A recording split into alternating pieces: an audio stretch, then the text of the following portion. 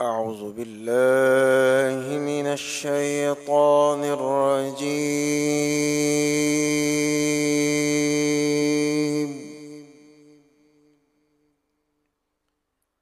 بسم الله الرحمن الرحيم.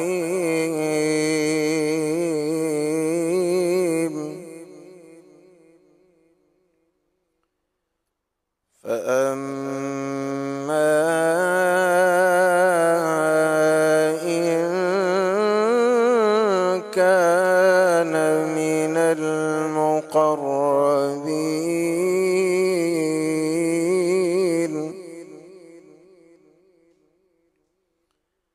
فروح وريحان وجنة نعيم.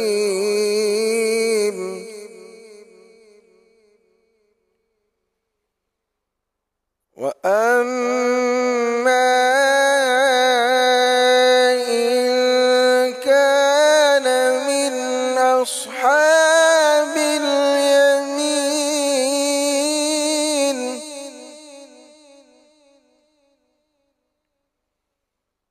فسلام لك من أصحاب اليمين.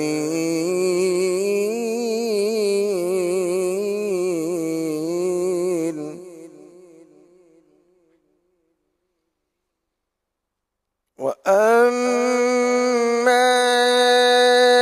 إن كان من المكذبين الضالين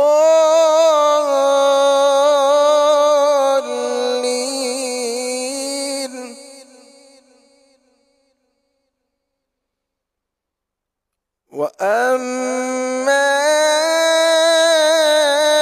إن كان من المكذبين الضالين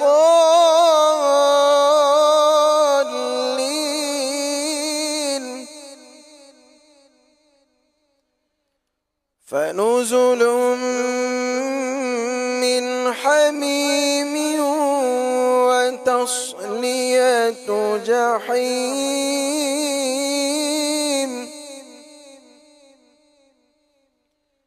إن هذا لهو حق اليقين.